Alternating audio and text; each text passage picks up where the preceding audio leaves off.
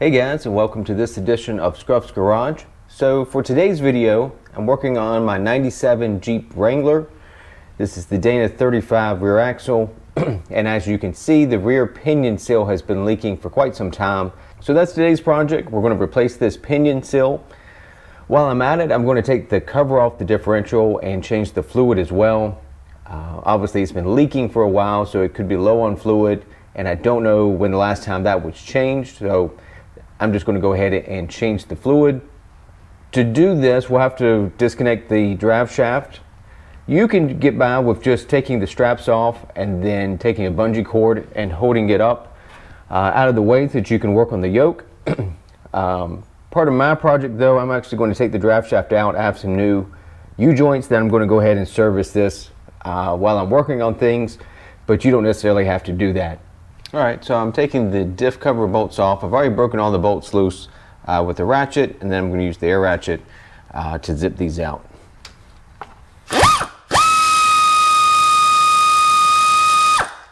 I left one bolt up at the top that will keep this cover from flying off completely. Obviously right now it's held on by the RTV, so we got to get that to break loose, but then the cover will come off.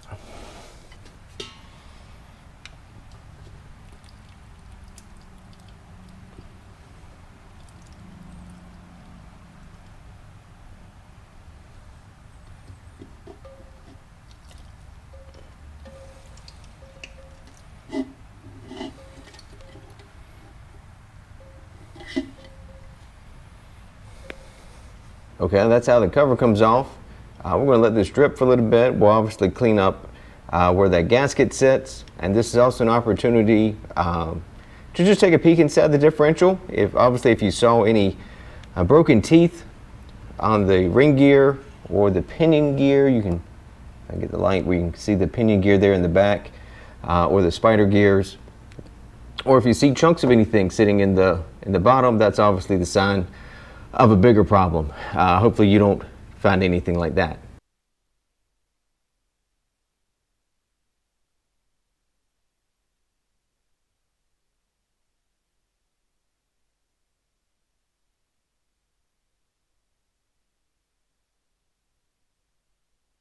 Now that we have the drive shaft out of the way, use a paint pen to mark the orientation from the end of the pinion gear, that's the threaded piece, the nut, and the yoke, when we reinstall this, so that we get approximately the same torque and depth of preload on the pinion bearings. We want to get this back to the same orientation. And then, if you can, also note how many threads you can see exposed. So in my case, I can see about 4 threads exposed. So that will give me a reference point when I tighten this nut again, how many turns I need to tighten it so that I get the right amount of crush again on the crush sleeve, because there are tapered bearings on this end and on this end of that pinion gear, and it crushes together on a crush sleeve, and that sets the preload on that on those bearings. So we want to replicate that when we put this back together. Next, we need to remove the pinion nut. This nut is a 1 1/8, I believe, or if you don't have that, a 29mm socket will work as well. That's what this one is. Let's see if my stubby will take that off.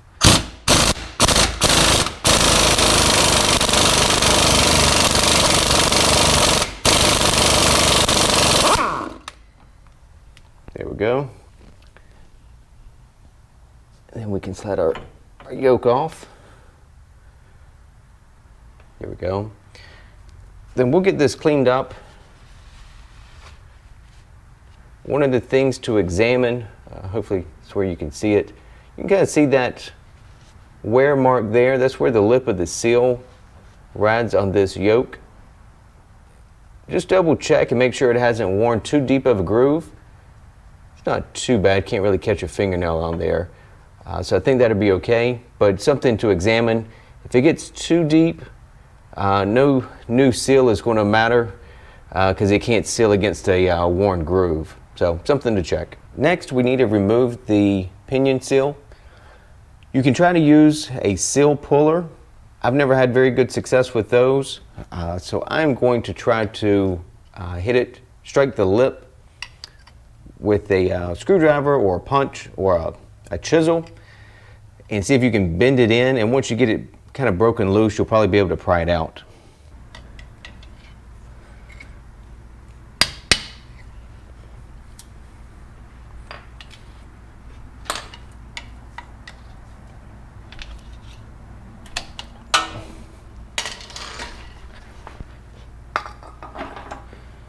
There we go.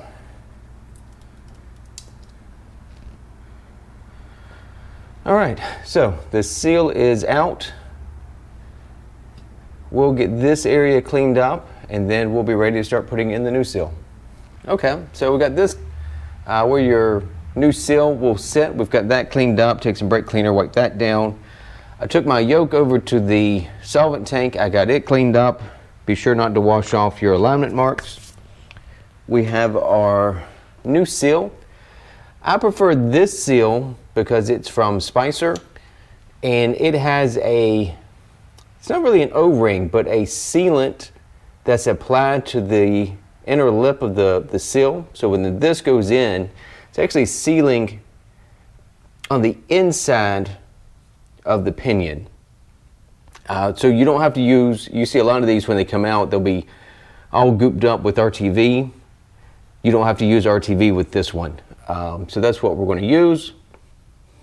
And it's already pre-lubed. There's some grease already smeared to the inside of the seal, which would be helpful as well. So kind of get this positioned, and then we're going to lightly tap with the hammer, kind of go around until you can get it to seat.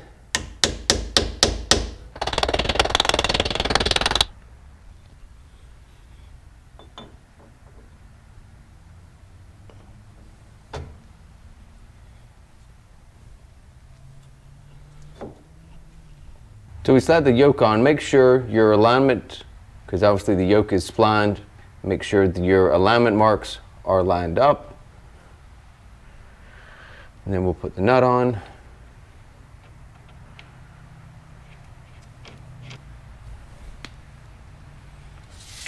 We'll lightly run it on with the impact, and then we'll check our alignment.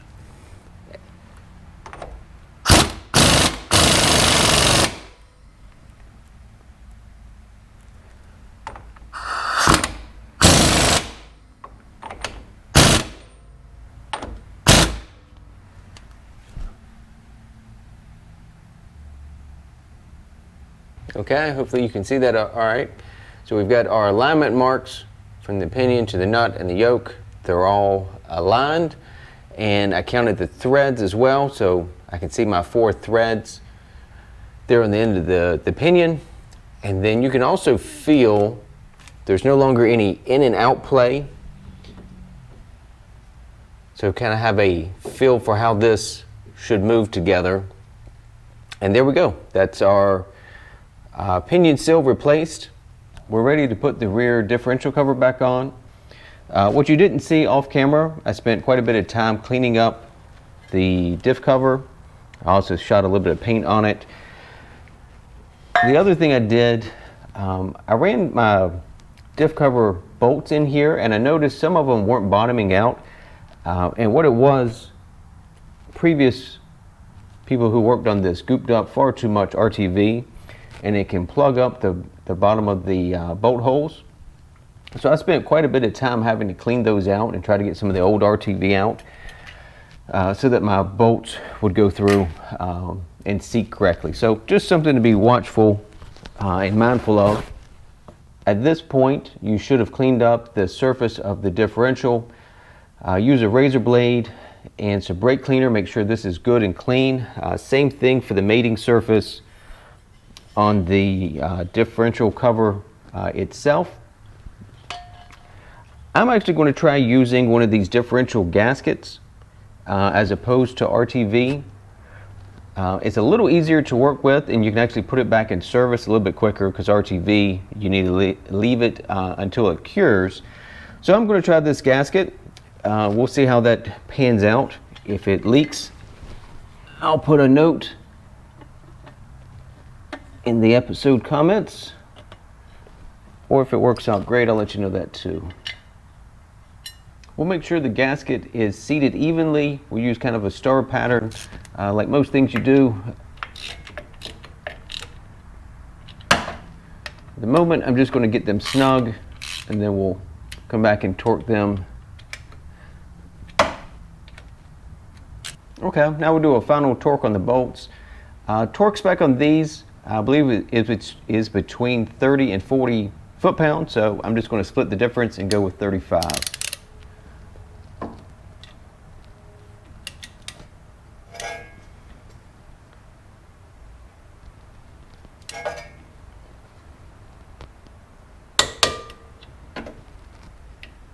Don't forget to put your differential tags back on before you tighten the bolts. Otherwise, you'll have to go back and put those on. But those are always handy if you haven't changed anything, re-geared the rear end.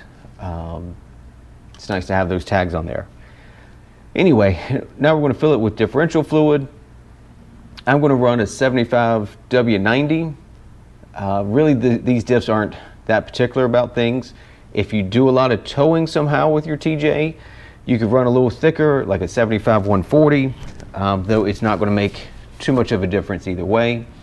If you have a limited slip, so mine has the factory limited slip, make sure you're either adding the limited slip additive or go with a gear oil that already has the additive added. So I'm running the Royal Purple, which is made for limited slip, so it already has the friction modifier added to the fluid. But just be mindful of that. If you have an open diff, won't matter much either way. This diff, the Dana 35, should hold, I think it's 1.75 quarts. And then the front Dana 30, I believe takes 1.25. So between them, you'll need about 3 quarts. And basically, we're just going to fill this until it overflows.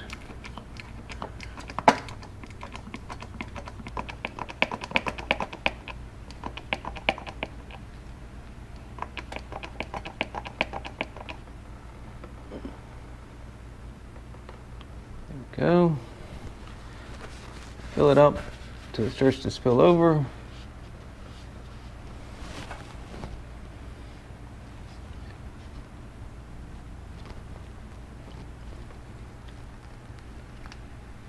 Put your plug in.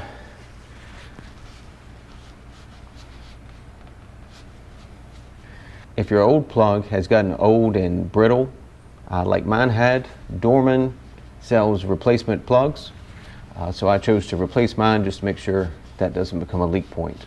Okay, simple enough. So that's how you change your pinion seal and the rear differential fluid. I hope you found this helpful. If you have any questions that I can answer, feel free to post those down in the comments. I'll answer anything that I can. As always, thanks for tuning in to this edition of Scruff's Garage. I'll see you next time.